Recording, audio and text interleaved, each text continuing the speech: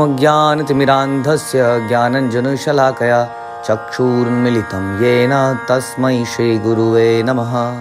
श्री चैतन्य चरितमृत आदि लीला चैप्टर 4 प्रयास संख्या 101 छठा श्लोक। तो हमने मंगलाचरण सुना था आदि लीला के प्रारंभ में, और उस मंगलाचरण के एक एक श्लोक को नाव अब कृष्णदास कविराज बहुत डिटेलिंग कर रहे हैं, समझा रहे हैं। तो छठे श्लोक को समझाते हुए इसका संकेत देंगे। अब षष्ठ श्लोकेरा अर्थ करिते प्रकाश प्रथम कहिए से ही श्लोकेरा आभास। छठे श्लोक की व्याख्या करने के लिए सर्वप्रथम मैं इसका अर्थ का संकेत देता हूँ। अवतरी प्रभु प्रचार लीला संकीर्तन एहो भार्य हेतु पूर्व करिया च सूचन। भगवान संकीर्तन का प्रचार करने के लिए अवतरित हुए, यह बाहरी प्रयोजन है, जैसा कि मैं पहले ही इंगित कर चुका हूँ। युग धर्म,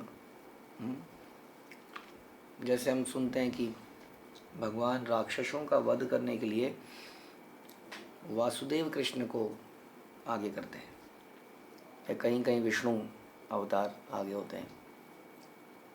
लेकिन कृष्ण अवतार में वो अपनी अद्भुत लीलाएं करते हैं। इसलिए वृंदावन में जो राक्षस मारे गए वो बड़े अलग तरीके से मारे गए, आप देखते हैं। और वृंदावन के बाहर जरासंध से युद्ध है, या जो भी उसके बाद द्वारका में कुछ युद्ध हुए, उसमें इतनी ट्विस्टिंग नहीं थी और अजीबोगरीब कैरेक्टर नहीं थे, जैसे इतना बड़ा सांप होना, इतना बड़ा बगुला होना या इत्यादि। तो वो लीलाएं, उनको लीलाएं कह सकते हैं। ये थोड़े से युद्ध टाइप थे और वो लीलाएं टाइप थी। तो इसलिए परम भगवान आनंद के भंडार हैं और वो निरंतर आनंदमय कार्य करते हैं। इसके दो कारण हैं, कई सारे कारण हैं। एक तो उनकी अलादनी शक्ति है जो निरंतर कुछ ऐसा करती रहती है कि आनंद का माहौल बना रहे, कुछ एक्साइटमेंट रहे। एक उनके भक्त भगवान के साथ में, भगवान ये भी भगवान रस का स्वाद करते भी हैं और चाहते हैं कि जो उनके निजी नित्य पार्षद हैं उनको उस रस का आस्वादन। तभी तो उस धाम में जाके कोई वापस नहीं आता है, क्योंकि वहाँ पर भगवान निरंतर उन भक्तों को सुख देते रहते हैं। और आह्लादनी शक्ति, राधा रानी वृंदा देवी उन्हीं भक्तों के माध्यम से कृष्ण को सेवा सुख देने का प्रयास करती रहती है। इसलिए परस्पर ही प्रतिस्पर्धा चलती रहती है, कौन किसको अधिक सुख दे पाएगा। तो ऐसा वहाँ पर चलता रहता है। इसलिए वो भगवान का नित्य कर्म है, नित्य लीला, कहते हैं नित्य लीला प्रविष्ट, क्योंकि वह नित्य लीलाएं चल रही हैं। इसलिए बाकी जो भी कार्य है, प्रचार करना, जीवात्माओं का उद्धार करना, यदा यदा ही धर्मस्य ग्लानिर्भवति भारत, ये सारे भगवान के बाहरी कारण हैं। असली काम उनका क्या है? नित्य लीला, लीला पुरुषोत्तम भगवान श्री कृष्ण। एक सेकंड ऐसा नहीं जाता है जब वो लीला नहीं करते हैं। क्यों? अगेन वही चीज़ है, खुद ही रसराज हैं, रस के भंडार हैं और अपने भक्तों को रस देना चाहते हैं। और उनकी अलादनी शक्ति नित्य अपने संगियों के साथ भगवान को आनंद देती रहती है। अब इसमें लीलाएं क्यों नहीं होंगी भला? जब नित्य संसार की दो एक ही हैं, भगवान का ही विस्तार हैं, दो शक्तियाँ, अल्टीमेट शक्ति भगवान की संसार की कृष्ण और उनकी ही शक्ति अलादनी निरंतर एक ही प्रयास में लगे रहें, तो वहाँ पे इसलिए अद्भुत लीलाएं निरंतर होती रहती हैं। बाकी सारे कारण जो हो सकते हैं संसार में, जितने भी शब्द आप कभी सुनो, वो सब बाहरी हैं, सेकेंडरी हैं, प्राइमरी नहीं है। और हमारा भी यही उद्देश्य है कि सेकेंडरी चीज़ों से निकल के हम प्राइमरी चीज़ों में पहुँच पाएँ। मुख्य, गुह्य, सीक्रेट, इंटरनल, उन चीज़ों में हम जा पाएँ, नित्य लीला प्रविष्ट हो पाएँ। बैक टू गॉडेड, इसका मतलब यही है। बैक टू गॉडेड का मतलब प्रभुपाद ने नहीं बोला back to Vaikuntha, although back to Vaikuntha is also good, but हमारी पर बैक टू गॉडेड मतलब बैक टू गोलोका, नित्य लीला प्रविष्ट। ये मुख्य कारण ही रहेगा हमेशा। इसलिए कह रहे हैं अवतारेर आर एक आछे मुख्य बीज रसिका शिखर कृष्ण रसे ही कार्य निज। भगवान कृष्ण के अवतार का एक प्रमुख कारण है, यह प्रेम विनिमय के सर्वश्रेष्ठ भोक्ता के रूप में उनके अपने कार्यकलापों से उत्पन्न होता है। समझ में आया? अपने ही कार्यकलाप है उनके। इसमें क्या होता है? इसमें उनको सर्वश्रेष्ठ भोक्ता के रूप में या प्रेम विनिमय ये उत्पन्न होता है। ऐसा प्रेम इनमें होता है जिसमें भोगता हुआ ही रहते हैं हमेशा। लेकिन आनंद सबको आता है। अति गुण हेतु से ही त्रिविध प्रकार दामोदर स्वरूप है यह प्रचार। यह अत्यंत गुह्य कारण 3 प्रकार का है, इसको स्वरूप दामोदर ने प्रकट किया है। स्वरूप गोसाई प्रभु अति अंतरंग ताहा ते जाने न प्रभु, यही सब प्रसंग। स्वरूप गोसाई महाप्रभु के अत्यंत अंतरंग पार्षद है ना। इसलिए उनको ललिता सखी का भी अवतार कहते हैं, बिल्कुल निजी हैं। He knows everything about Krishna. अतएव वे इन सब प्रसंगों को भली भांति जानते हैं। तात्पर्य, महाप्रभु के संन्यास ग्रहण करने के पूर्व नवद्वीप के निवासी पुरुषोत्तम भट्टाचार्य ने संन्यास आश्रम को ग्रहण करना चाहा। पुरुषोत्तम भट्टाचार्य, इसलिए वो घर छोड़कर बनारस में चले गए, जहां उन्होंने एक मायावादी सन्यासी से ब्रह्मचर्य व्रत स्वीकार कर लिया। नवद्वीप के निवासी थे, क्या नाम था, पुरुषोत्तम भट्टाचार्य। संन्यास लेना चाहते थे, तो मायावादी सन्यासी से इन्होंने वाराणसी में जाके इस प्रकार का व्रत लिया। ब्रह्मचारी बनने के बाद उनका नाम श्री स्वरूप दामोदर, दामोदर स्वरूप पड़ा। तो स्वरूप दामोदर का इतिहास बता रहे हैं कि इनका नाम क्या था, पुरुषोत्तम भट्टाचार्य। और जब इन्होंने इस प्रकार का ब्रह्मचर्य व्रत लिया तो इनका नाम पड़ा दामोदर स्वरूप। उसके कुछ समय बाद तो इन्होंने भी मायावादी सन्यासी से लिया, जैसे कि चैतन्य महाप्रभु ने लिया था इसका, क्योंकि उस वक्त वैष्णव सन्यासी ऐसा हम सुनते हैं, प्रचलन में नहीं थे। उसके कुछ समय बाद उन्होंने सन्यास ग्रहण किए बिना ही बनारस छोड़ दिया। तो ब्रह्मचर्य अलग है और सन्यास अलग है, ये आप जानते होंगे। ब्रह्मचर्य आश्रम है जिसके बाद में सन्यास, इसके बाद में गृहस्थ आश्रम भी आ सकता है, या डायरेक्टली सन्यास भी आ सकता है, या फिर गृहस्थ वानप्रस्थ और सन्यास आ सकता है ना। तो कई उसमें ऑप्शन है, लेकिन सन्यास के बाद कोई ऑप्शन नहीं है। ऐसा नहीं है कि सन्यास के बाद फिर से ऑप्शन है। तो ब्रह्मचर्य व्रत के बाद व्यक्ति गृहस्थ आश्रम में भी जा सकता है, लेकिन सन्यास के बाद ये उचित नहीं माना जाता है। तो इन्होंने क्या किया, सन्यास नहीं लिया, ब्रह्मचर्य व्रत में ही रोक लिया। और उसके बाद क्या हुआ, बनारस को छोड़ दिया और नीलाचल अर्थात जगन्नाथपुरी में आ गए, जहाँ श्री चैतन्य महाप्रभु रहते थे। वे चैतन्य महाप्रभु से वहाँ मिले और फिर उन्होंने उनकी सेवा में अपना जीवन अर्पित कर दिया। इसलिए जो हम चैतन्य चरितामृत पढ़ते हैं उसमें अधिक लीलाएं कौन सी हैं, जगन्नाथपुरी में जाने के बाद की लीलाएं ज़्यादा हैं, क्योंकि रघुनाथ दास गोस्वामी ने भी कुछ नोटेड किया और वो भी स्वरूप दामोदर के साथ रहे और स्वरूप दामोदर भी वहीं पर रहे। तो जो आदि लीला हैं, आदि लीला में जो भगवान की लीलाएं हैं वो अधिक हमें मिलती हैं चैतन्य भागवत में, वहाँ अधिक ज़्यादा मिलती हैं। और चैतन्य भागवत में अंत लीलाएं कम मिलती हैं, जो कि चैतन्य चरितामृत में ज़्यादा मिलती है। तो स्वरूप दामोदर कहाँ पर आए, जगन्नाथपुरी में, जब चैतन्य महाप्रभु वहाँ संन्यास लेके आ चुके थे और उनकी सेवा में उन्होंने अपना जीवन अर्पित कर दिया। वे श्री चैतन्य महाप्रभु के सचिव और नित्य पार्षद बन गए। वे उपयुक्त भजन गाकर महाप्रभु की आह्लादनी शक्ति को वर्धित करते थे। जैसा हमने बोला, आह्लादनी शक्ति का नित्य काम ही है, ये कैसे आनंद दिया जाए। और ये तो स्वयं उनकी निजी सखी हैं ललिता, तो ऐसे ऐसे भजन गाते थे, ऐसे ऐसे गीत गाते थे राधा रानी और कृष्ण के विरह के इत्यादि, कि महाप्रभु का प्रेम जो है उसको बढ़ाते रहते थे, उनके आनंद को बढ़ाते रहते थे और महाप्रभु को बड़े प्रिय लगते थे उनके भजन। स्वरूप दामोदर जो है, कोई भी महाप्रभु के लिए अगर कोई कुछ लाता था लिख कर, कुछ सुनाना चाहता था, तो पहले स्वरूप दामोदर उसको सुनते थे कि ये सही है कि गलत है, सही भाव में है या गलत भाव में है, भावों का मिश्रण है इत्यादि। तो स्वरूप दामोदर उसको सर्टिफाई करते थे, फिर महाप्रभु सुनते थे। स्वरूप दामोदर और महाप्रभु का जो संग था इतना प्रिय था कि स्वरूप दामोदर एक तरह से उनको निरंतर टाइट करके देते थे महाप्रभु, भगवान को। ये नहीं करना है, ये तुम्हारे लिए उचित नहीं है, ये उचित नहीं है, ऐसा क्यों कर रहे हैं आप। तो महाप्रभु जो है एक तरह से उनके कंट्रोल में रहते थे, उनके अनुसार रहते थे, उनकी बात सुनते थे, क्योंकि इतना प्रेम संबंध इतना अधिक था। जैसे ललिता जी का स्वरूप हम देखते हैं, कि वो बताते थे नहीं ये गलत है, ये सही है, ये गलत है, ये नहीं करना है आपको, इस प्रकार। और महाप्रभु उनकी बात को टालते नहीं थे, बड़े प्रेम से उसकी बात को मान लेते थे। स्वरूप दामोदर चैतन्य महाप्रभु के गुप्त उद्देश्य को समझ सकते थे और उन्हीं की कृपा से महाप्रभु के सारे भक्त उनके वास्तविक प्रयोजन को समझ सके। और जैसा हम ये पढ़ रहे हैं ग्रंथ चैतन्य चरितामृत, इसमें कृष्णदास कविराज रघुनाथ दास गोस्वामी से उन्होंने, जब रघुनाथ दास गोस्वामी वापस आए वृंदावन में, तो वृंदावन में उन्होंने कृष्णदास कविराज ने रघुनाथ दास गोस्वामी से ये सारी चीज़ें सुनी, और रघुनाथ दास गोस्वामी ने ये सारी चीज़ें स्वरूप दामोदर से सुनी या उनकी डायरी से पढ़ी। तो स्वरूप दामोदर की पहचान राधा रानी के द्वितीय विस्तार ललिता देवी के रूप में की गई है, किंतु कवि कर्णपूर रचित प्रमाणिक गौर गणोदेश दीपिका में स्वरूप दामोदर को गोलोक वृंदावन में भगवान की सेवा करने वाली विशाखा देवी बताया गया। तो दो यहाँ पे व्यू हैं, ललिता नहीं तो कोई विशाखा, चला इन दोनों में से तो कोई ना कोई तो है ही। अतएव श्री स्वरूप दामोदर को राधा रानी का प्रत्यक्ष विस्तार माना जाता है, जो भगवान को राधा रानी के भाव का अनुभव कराते हैं। तो यह है स्वरूप दामोदर। तो इनके बारे में बता रहे हैं कि ये सब भली भांति जानते हैं कि भगवान के आने का इंटरनल रीज़न, मुख्य रीज़न क्या है। राधिकार भाव मूर्ति प्रभुर अंतर, सेई भावे सुख दुख उठे निरंतर।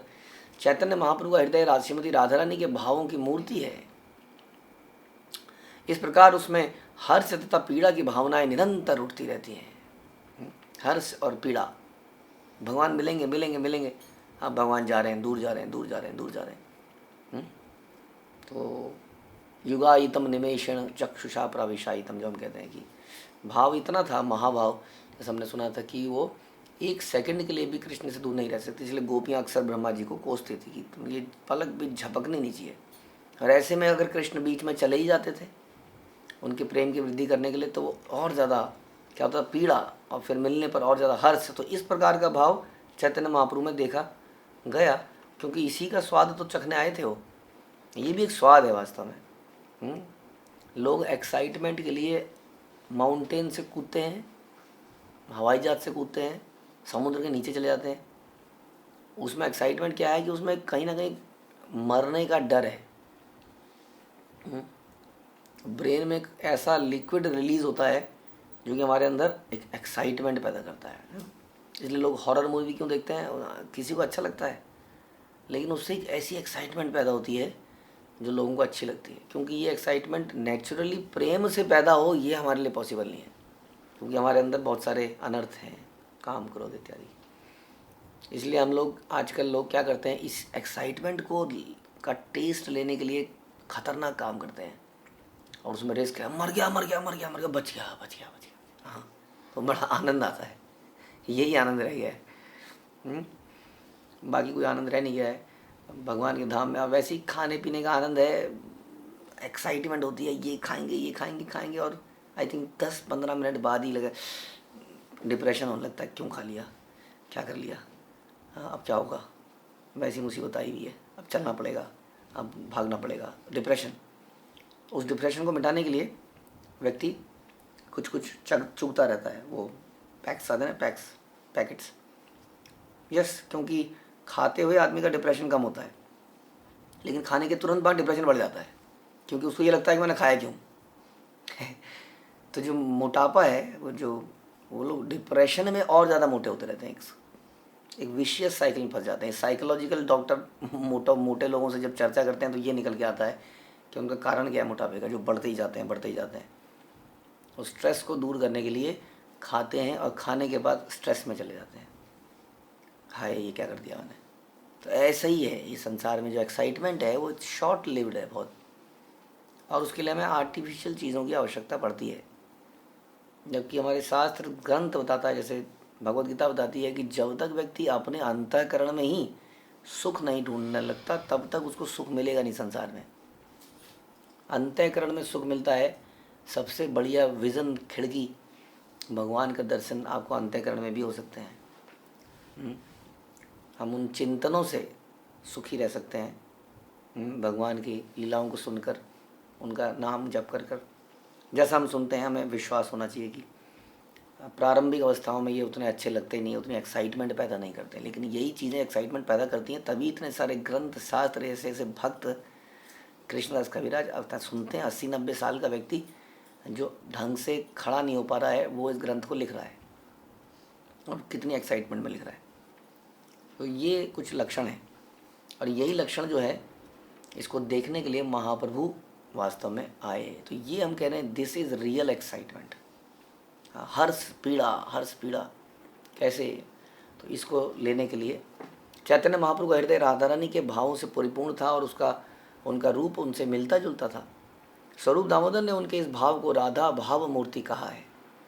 जो भौतिक स्तर पर इंद्रिय तृप्ति में लगा है वो इसको नहीं समझ पाएगा, किंतु जो इंद्रिय तृप्ति के वेगों से मुक्त है वो ही समझ पाएगा।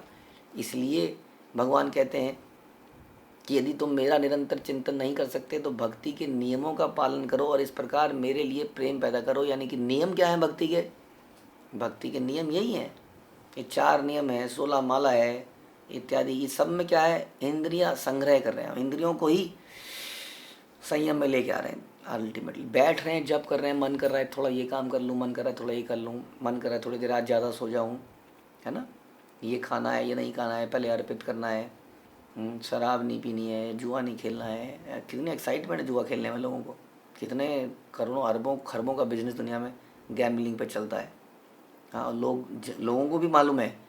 हाँ, बड़े एक्साइटमेंट में लोग खेलने जाते हैं जुआ। कई लोग कहते हैं हम जुआ थोड़ी खेलते हैं, हम जुआरी नहीं है, लेकिन एक्साइटमेंट है। क्या एक्साइटमेंट है? वही एक्साइटमेंट जब ये बोला था, क्या पता लॉटरी लग गई, जैकपॉट लग गया। उन्हें पता है वो हार के आएंगे और हार नहीं जा रहे हैं। लेकिन कहीं लाखों में कोई एक व्यक्ति का जैकपॉट लगता है, उस चक्कर में लाखों करोड़ों लोग वहाँ पैसा डालें उस थोड़ी सी एक्साइटमेंट के लिए, जो किसी को मिलेगी, कभी मिलेगी, पता नहीं किसको मिलेगी। तो इस प्रकार से हम लोग जब 4 नियमों का पालन करते हैं, माला जपते हैं, इन सब में इंद्रियों पर वश कर रहे होते हैं। हाँ, और उसको धीरे धीरे भगवान की तरफ लगा रहे हैं। इसलिए जो जितना ज़्यादा भक्ति के नियमों का पालन करेगा, भगवान कह रहे हैं ऐसा, वो भगवान के लिए प्रेम कल्टीवेट कर सकता है। लेकिन ये दिव्य तपस्या होनी चाहिए, एक कठोर रावण की तपस्या नहीं होनी चाहिए, दिव्य तपस्या होनी चाहिए, जो हमारा श्रवण कीर्तन को बढ़ाए। ऐसी तपस्याएं करने का हमें प्रयास करना चाहिए। अधिक से अधिक ये नहीं होना चाहिए कि अब 1 घंटा हो गया, भक्ति हो गई, आज का दिन कर लो, कंप्लीट हो गया, कि आज अब नहीं, अब जप नहीं, अब श्रवण नहीं, अब पठन नहीं, सवेरे का दिन बीत ही गया है, अब क्या करना है, सेवाएं, अब क्या थोड़ा देर खाट पकड़ लें, पलंग पकड़ लें, हो तो गया, बस इतना भी ज़्यादा क्यों जाना है, इतना भी क्यों डूबना है, ऊपर ऊपर रहना है। तो हमने कई बार चर्चा कर चुके हैं, ऊपर रहने वाले को रस नहीं आ सकता किसी भी चीज़ में। किसी भौतिक चीज़ में भी आप ऊपर ऊपर से रहेंगे तो मज़ा नहीं आएगा आपको, थोड़े दिन में आप चले जाएंगे, है ना। आप कोई गेम भी खेलते हैं अगर, हाँ, जब तक उस गेम के अंदर नहीं घुसोगे, जाओगे नहीं, एक एक उसकी निटी गिटी, तब तक उसमें आनंद नहीं आएगा। जैसे मृदंग है, हमारे बच्चों को मृदंग सीखने जाते हैं, आनंद नहीं आता उनको। लेकिन एक बार अगर आपके हाथ चलने लगे, आप उसकी गहराई में जाने लगे, तो आप उसको छोड़ेंगे नहीं फिर पूरे दिन। यही कारण है कि लोग किसी भी चीज़ में कह लीजिए, आप बांसुरी ले लीजिए, मृदंग ले लीजिए, कोई भी चीज़ ऐसा चीज़ बजा देते हैं जो हम कहते हैं इट इज़ इम्पॉसिबल, है ना। फॉर एग्जांपल उसमें हाथ चलाने ऐसे, अब हम चला ही नहीं सकते, कितनी भी तेज़ कर लो आप, लेकिन जो उनके हाथ चल रहे होते हैं, it is like a machine, जैसे कि मशीन कोई मोटर घूम रही है। ह्यूमनली पॉसिबल लगता ही नहीं कि ऐसा घूम कैसे सकता है हाथ, तो असंभव कार्य। क्योंकि वो उसके अंदर चला गया पूरी तरह से, तभी उसका आनंद वास्तव में ले सकते हैं इस संसार में भी। लेकिन हम ऊपर ही ऊपर रहना चाहते हैं। क्यों? क्योंकि क्या कहते हैं, वो कहावत क्या है, jack of everything and master of none. क्योंकि हम चाहते हैं कि हम दिखाएं कि हम जानते सब हैं, ये मत सोचना। इसलिए तो न्यूज़पेपर क्यों पढ़ता है आदमी, इतना सा पैरा, इतना सा पैरा, इतना सा पैरा, इतना पैरा, सब पता है जी, हाँ बोलो जी बोलो, किस बारे में, हाँ, ताकि वो हर बारे में कुछ ना कुछ एक शब्द चाहे बोल पाए, वो दिखा पाए कि मैं जानता हूँ इस वक्त। इस चक्कर में इतनी नॉलेज हो गई है, लेकिन किसी चीज़ की भी डेप्थ नहीं है।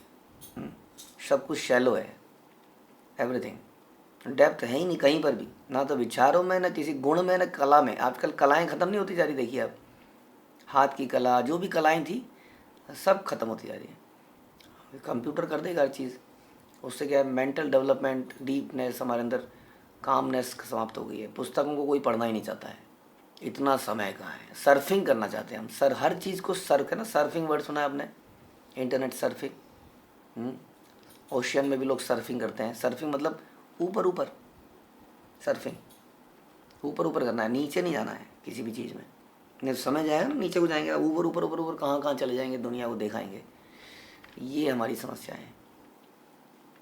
इसलिए हमें डूबना पड़ेगा हर चीज़ के नियमों में, कानून में, तब उसका आनंद आएगा। वैसे ही भक्ति के नियम में हमें जाना पड़ेगा, अंदर जाना पड़ेगा।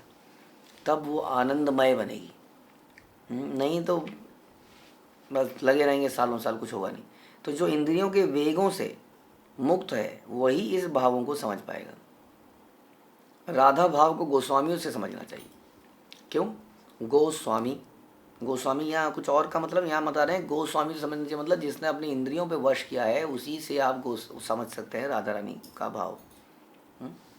क्योंकि वे ही इंद्रियों के वास्तविक नियंत्रक होते हैं। ऐसे प्रमाणिक स्रोतों से यह जाना जा सकता है कि श्रीमती राधा रानी का भाव 5 दिव्य रसों में सर्वश्रेष्ठ माधुर्य रस की चरम सिद्धि है और यह कृष्ण प्रेम की परम पूर्णता है। ये दिव्य व्यापार 2 स्तरों पर समझे जा सकते हैं, एक उच्च स्तर और अति उच्च स्तर। द्वारका में प्रदर्शित प्रेम व्यवहार उच्च स्तरीय है और वृंदावन में अति उच्च स्तरीय है। चैतन्य महाप्रभु का भाव निश्चित रूप से अति उच्च स्तरीय है।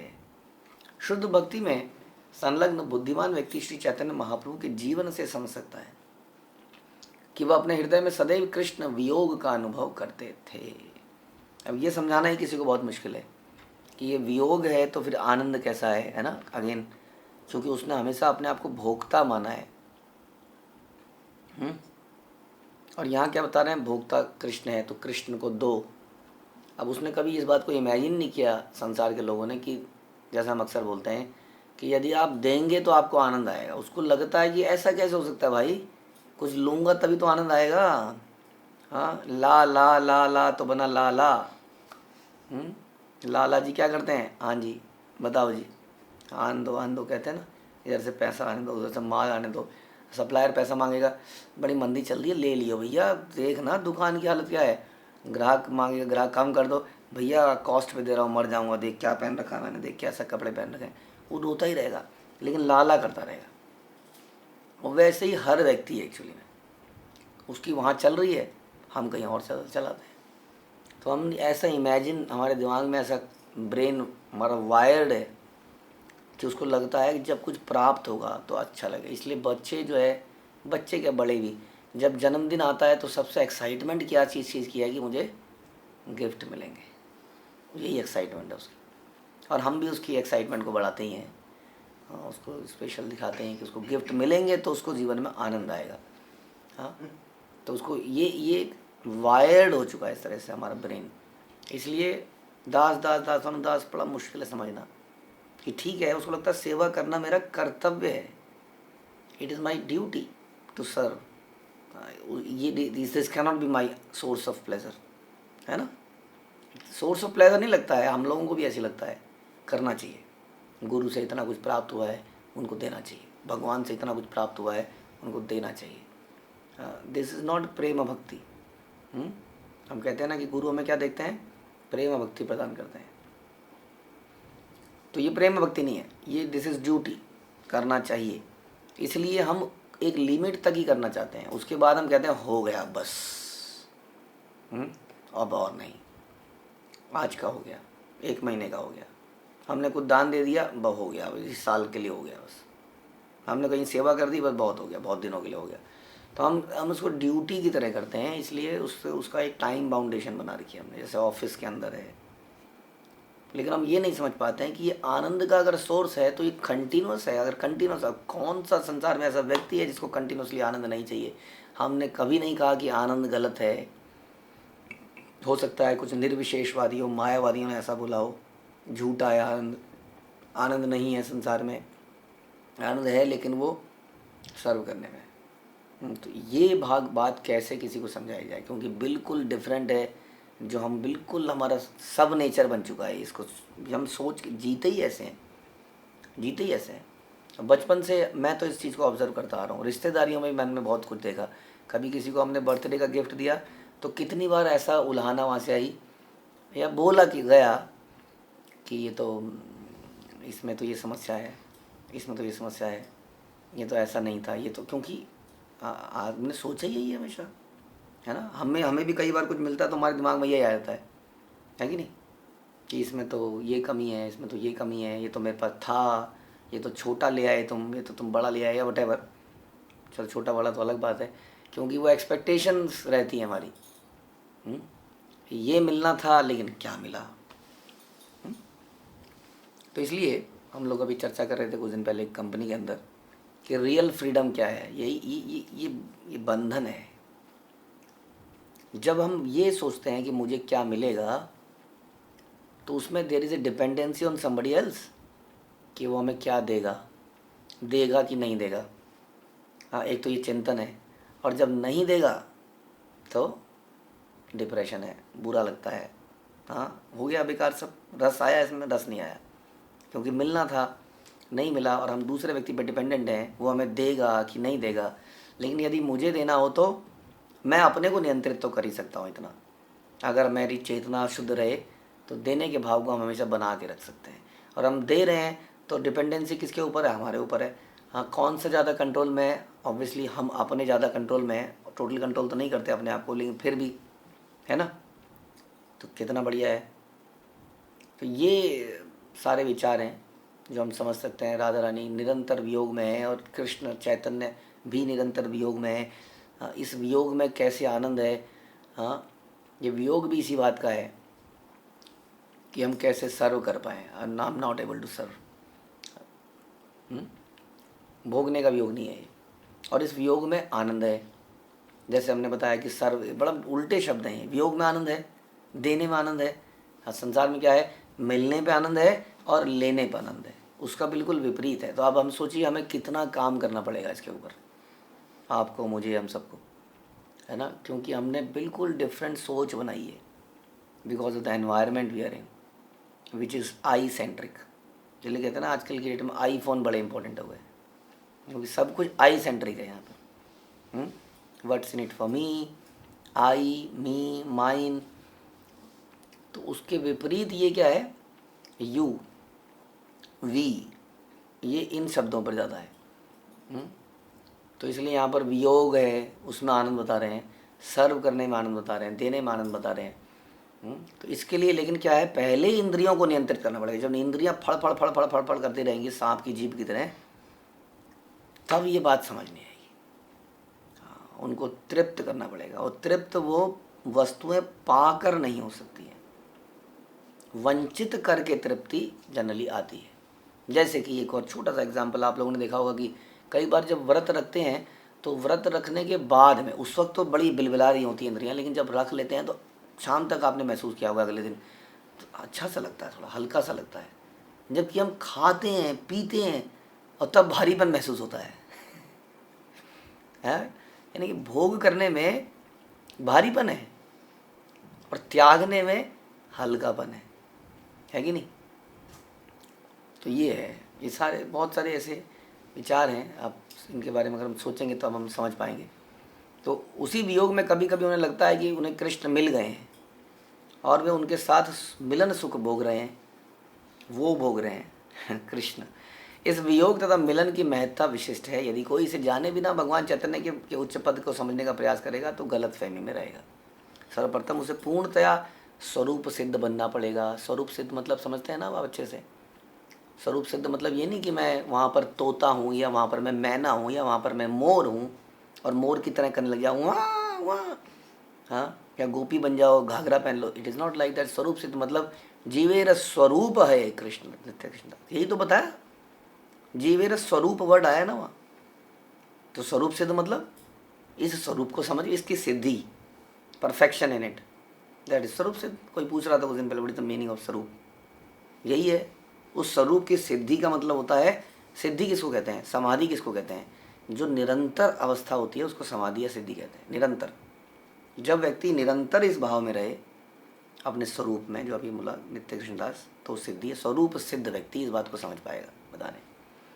अन्यथा वह भगवान की पहचान नागर ब्रजबालाओं के भोक्ता के रूप में करेगा, रसाभास करेगा, गलती करेगा। शेषल लीलाए प्रभुर कृष्ण विरह उन्माद भ्रम मया चेष्टा आर प्रलापमय वाद। अपनी लीलाओं के अंतिम भाग में श्री चैतन्य महाप्रभु भगवान कृष्ण के वियोग के उन्माद से अभिभूत थे। देयर इज, इस संसार में ऐसा कुछ नहीं है जो भगवान को दुख दे पाए। आप जानते हैं, हम तो कहते हैं कि जहाँ रहे कृष्ण माया नहीं अधिकार। माया, कृष्ण सूर्य सम, माया है अंधकार। तो जहाँ पर कृष्ण है या जहाँ पर सूर्य है वहाँ रोशनी है, जहाँ कृष्ण है वो माया का रोल ही नहीं है, वहाँ पर दुख, ऐसा दुख जैसी कोई चीज़ हो ही नहीं सकती है। तो यदि ये बोला जा रहा है कि भगवान कृष्ण के वियोग से के उन्माद से अभिभूत थे, तो इसका मतलब समझ लीजिए आपको ये आनंद के ही उसमें थे। तो आनंद का डिफरेंट तरीका है। जैसे खाने में एक खट्टा है, एक मीठा है, एक कड़वा है, एक नमकीन है, लेकिन वो सब आनंद देने के लिए ही बनाए गए हैं। दुख देने के लिए बनाते हैं हम क्या? करेले को दुख देने के लिए बनाते हैं? लेकिन यदि अब खीर खाते रहो, खीर खाते रहो, आनंद चला जाता है। खीर के बीच में एक कटोरी करेला खा लो, उसके बाद में फिर से खीर खाओ, तो हाँ अब आया मज़ा। उसको आनंद को वर्धन करने वाला है ये सारे अलग अलग रस हैं। तो इसलिए भगवान कैसे दुख में हो सकते हैं? पॉसिबल ही नहीं है। तो भगवान कृष्ण के वियोग के उन्माद से अभिभूत थे, वे भ्रांतिपूर्ण कार्य बैठते थे और भ्रांत चित होकर प्रलाप करते थे। अगेन कृष्ण कैसे, भ्रांति कैसे हो सकती है उनको? तो चैतन्य महाप्रभु भगवान के विरह में भक्त की सर्वोच्च भावदशा को प्रकट करते थे। यह प्रदर्शन अलौकिक था क्योंकि वे विरह भाव में परम पूर्ण थे, किंतु भौतिकतावादी इसे नहीं समझ सकते। कभी कभी भौतिकतावादी विद्वान उसे बीमार या पागल समझते। उनकी समस्या यह है कि ऐसे लोग सदैव भौतिक नृत्य में लगे रहते हैं, इसलिए कोई यदि उन्हें करता हुआ नहीं दिखता है तो उन्हें लगता है पागल है, पागल। अभी तुम नहीं खा रहे हो, नहीं खा रहे हो तुम, इतना बढ़िया बनाया है, दिमाग खराब है, पागल हो तुम। जैसा अभी मैंने बताया, वो समझ ही नहीं सकते उसको। ना खाने में भी एक आनंद है। आजकल के लोग समझ रहे हैं इस बात को, हेल्थ पॉइंट ऑफ व्यू से एटलीस्ट। तो भौतिकवादियों के विचार अत्यंत गर्हित होते हैं। वे सोचते हैं कि वे दिखाई देने वाले स्थूल पदार्थों को अपनी इंद्रियों द्वारा भोग सकते हैं और चैतन्य महाप्रभु के दिव्य आदान प्रदान के लक्षणों के बारे में सोच सकते हैं। किंतु महाप्रभु इस केवल तभी समझे जा सकते हैं जब मनुष्य स्वरूप दामोदर जैसे गोस्वामियों की शिक्षा के आधार पर उन्हें समझने का प्रयास करें। हाँ, बड़ी हैरानी की बात है। मैं फिर उसी कॉर्पोरेट में मैं बता रहा था कि I don't know, Maslow theory of motivation, Maslow theory हम कब से पढ़ रहे हैं, आई डोंट नो कब से आ रही है थ्योरी। इतना बुद्धि इंसान को है मोटिवेट करने के लिए कि मोटिवेट करने के लिए समोसा चाय पकौड़ी सबसे नीचे के लेवल का है। वो जानते हैं मोटिवेटर्स, इंद्रियों के लेवल का टेस्ट सबसे लोएस्ट है, तभी तो थ्योरी बनाई गई। इसके ऊपर माइंड का, इंटेलिजेंस का, ईगो का और ऊपर ऊपर ऊपर ऊपर ऊपर ऊपर। लेकिन हम लोग वो इंद्रियों के लेवल पे पड़े हैं। हम सोचते हैं कि हम वाइट कॉलर्ड जॉब कर रहे हैं, which is like official jobs, लेकिन अभी भी हम लेबरर ही हैं, क्योंकि हमारा एक्साइटमेंट के विषय इंद्रियों के ही हैं। वही खान पान सब वहीं पर जाके ख़त्म है, इंद्रियों के लेवल पे ही ख़त्म है। Eating, meeting, sleeping and defending, that's it. तो कैसे समझेगा वो इन विचारों को? हाँ, ये बड़ी अजीब सी बात है कि हम ऑफिस में, हमें लगता है कि हम अब आदमी मोटिवेट नहीं कर सकते। अब आपको, अब उसकी सैलरी 50,000 रुपये पर मंथ है, अब उसको समोसा मोटिवेट नहीं करेगा, उसको कुछ और दीजिए। हाँ, अब वो रीजनल मैनेजर है, अब इसको ये मोटिवेट नहीं करेगा, अब उसको कुछ और दीजिए। लेकिन at the end of the day वो अभी भी उन्हीं इंद्रियों पे ही मोटिवेट होता है, हम सब, है ना। और उसमें भी सबसे नीचे की खान पान और लोएस्ट, ऊपर की तो बात छोड़ दीजिए अभी। फिर हम कहेंगे वाई इंटेलिजेंस, आदमी कहता है मुझे स्मार्ट वर्क दीजिए, मुझे कुछ क्रिएटिव वर्क दीजिए। हम इतने सालों के एक्सपीरियंस में यही जाने, there is nothing like creative in this world, because everything you do after some times वो पुराना हो जाता है, बासी हो जाता है, पुनः पुनः अक्षर भी अक्षर बनेगा। There is nothing, everything is tell in this world. लेकिन तो वो जितने भी ये इंद्रियों के लेवल हैं, चाहे मन बुद्धि के भी हैं, हाँ, ये भी बड़े ही ग्रॉस लेवल के हैं। हाँ, ये बड़े सूक्ष्म है, मतलब निम्न लेवल के टेस्ट हैं। इसको हटा के जब आदमी आगे जाने की कोशिश करेगा गोस्वामियों की शिक्षा के आधार पर, which is restraining the senses, engaging, उनको भगवान की सेवा में लगाना, तब जाके उनको ये समझ में आएगा। नादियाँ नागरियों जो कि चैतन्य महाप्रभु को कृष्ण बना देते हैं, उसके सामने गोपियाँ बन जाते हैं और कहते हैं देखो जी चैतन्य महाप्रभु आनंद लेंगे, हम रास लीला का आनंद करेंगे। एक तो इंसान रासलीला का इंसान कैसे लेगा आनंद, दुष्ट है वो तो। दूसरा चैतन्य महाप्रभु को बना दिया रसिया, जो कि इस भाव में ही नहीं थे। तो ये बता रहे हैं प्रभुपाद कि गौरांग नागरियों की धारणाएं मात्र मनगढ़ंत कल्पनाएं, पूर्णतः मानसिक स्तर पर है। आनंद लेने का एक दूसरा स्टाइल है ये, स्पिरिचुअलिटी के नाम पर इंद्रिय तृप्ति करी जा रही है पूरे संसार में, जानते हैं आप। हाँ, in the name of spirituality. इतनी भीड़ बढ़ गई है वृंदावन के अंदर बता नहीं, ऐसा लगता है पूरा एनसीआर तो वृंदावन में ही पड़ा हुआ है। जैसे ही बढ़िया सा मौसम हो, चलो वृंदावन, रास्ते में हाईवे इतना बढ़िया बन गया, खेत दिखेंगे, बादल दिखेंगे, और जाते ही पकोड़े होंगे, लस्सी होगी, मलाई होगी, और शॉपिंग के लिए बहुत अच्छी चीज़ें बन चुकी है वहाँ पर।